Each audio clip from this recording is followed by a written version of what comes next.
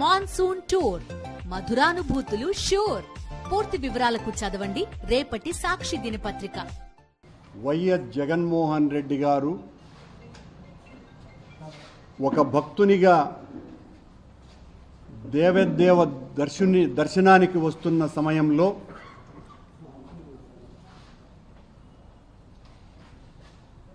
దేవదేవుణ్ణి దర్శించటానికి అడుగడుగున ఆటంకాలు కలిగిస్తున్నటువంటి విషయం లోక విదితం.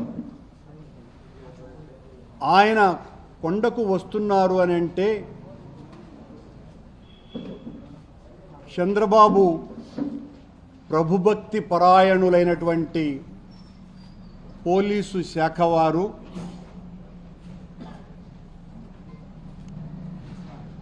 థర్టీ యాక్ట్ అమలు చేస్తున్నామని చెబుతూ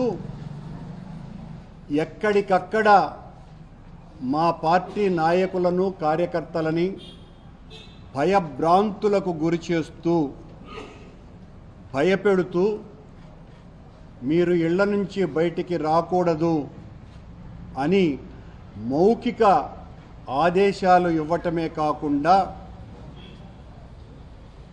నోటీసులు సర్వ్ చేయటం జరిగింది. మొత్తం రాయలసీమ అంతా కూడా మా పార్టీకి సంబంధించినటువంటి నాయకులను, మాజీ శాసనసభ్యులని, శాసనమండలి సభ్యులని, మంత్రులను, మాజీ మంత్రులను వీళ్ళనందరినీ కూడా హౌస్ అరెస్టులు కూడా చేయటం జరిగింది. చంద్రబాబు గారి ప్రభుత్వానికి జగన్మోహన్ రెడ్డి గారిని చూస్తే ఎంత భయమో దీన్ని బట్టి చూస్తే అర్థమవుతుంది. జగన్మోహన్ రెడ్డి గారు నిన్న మా పార్టీ ప్రకటన కూడా ఇచ్చింది. భగవంతుణ్ణి దర్శించుకొని ఏ ఆర్భాటాలు లేకుండా తిరిగి వెళతారు ప్రార్థనలు చేసి పూజలు చేసేనని.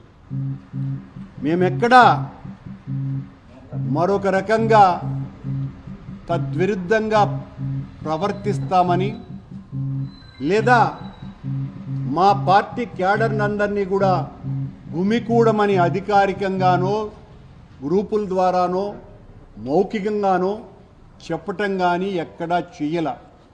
కానీ మాకు ఇచ్చినటువంటి నోటీసులలో మీరు 10,000 మందిని సమీకరిస్తున్నారు, సమీకరించటం శాంతి భద్రతలకు విఘ్నం కనుక ఎట్టి పరిస్థితుల్లోనూ మిమ్మల్ని కట్టడి చేస్తున్నాము.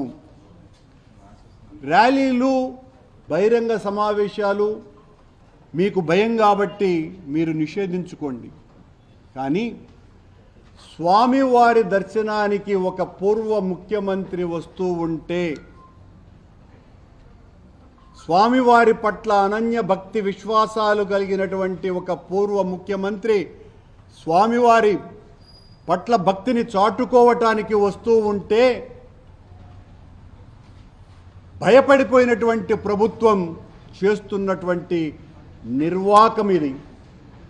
హైందవ సంఘాన్ని హింస పెడుతున్నటువంటి కలుషాత్ములు, కళంకితులు ఈ రోజున జగన్మోహన్ రెడ్డి గారి మీద అత్యంత దారుణంగా, హేయంగా, నీచాతి నీచంగా ఆయన మీద దాడికి దిగితే ఆయన డిక్లరేషన్ ఇచ్చి దైవదర్శనానికి వెళ్ళాలి అని సూడో భగవంతుని పట్ల అంతంత మాత్రమే నమ్మకం ఉన్నటువంటి సూడో మనుషులు జగన్మోహన్ రెడ్డి గారిని కట్టడి చేయాలని మాట్లాడుతున్నారు. హిందుత్వం ఏం చెప్తుంది? భగవంతుని పట్ల భక్తితో ఎవ్వరు వచ్చినా, ప్రపంచవ్యాప్తంగా ఉన్నటువంటి గుళ్లకు ఎవ్వరు వచ్చినా సాదర స్వాగతం పలుకుతుంది భారతీయ సనాతన ధర్మం. ఆ ధర్మానికి విరుద్ధంగా ప్రవర్తించటమే కాకుండా 5 సంవత్సరాల పాటు ముఖ్యమంత్రిగా స్వామివారికి పట్టు వస్త్రాలనే బహూకరించినటువంటి ముఖ్యమంత్రిని. అంతకు పూర్వం ఎన్నోసార్లు దైవ దర్శనానికి వచ్చినప్పుడు ఏ రకమైనటువంటి ఆటంకాలు కలుగకుండా దైవ దర్శనం చేసుకున్నటువంటి ఒక పార్టీ నాయకుణ్ణి ఈ రోజున తాము చేసినటువంటి ఒక కళంకిత పనికి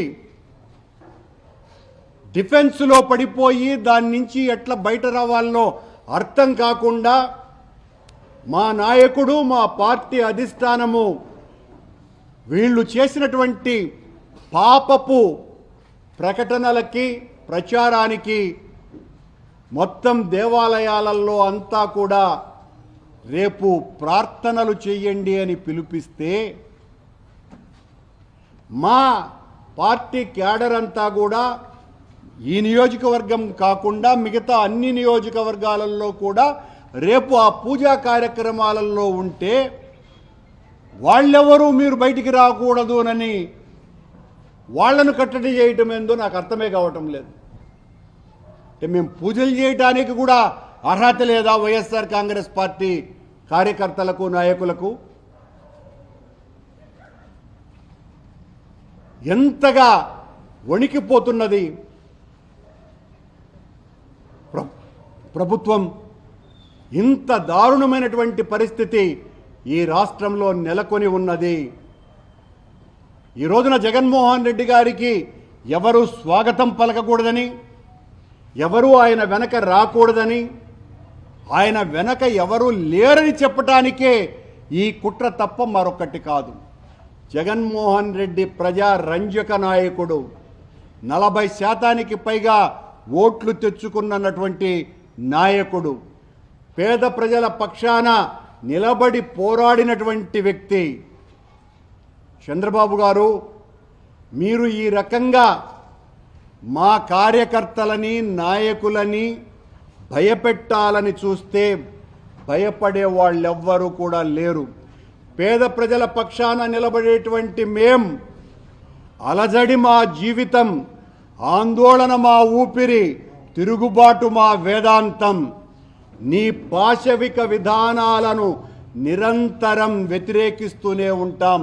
మీరు ఎంత నిర్బంధానికి మమ్మల్ని గురి చేస్తే అంతగా పైకి లేస్తాం.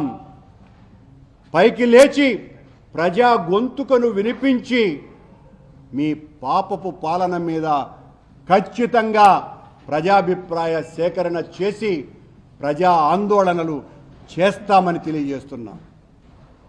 ఒక అబద్ధాన్ని నిజం చేయటానికి మీరు ఎంతకైనా తెగించటానికి కూడా సిద్ధపడతారు.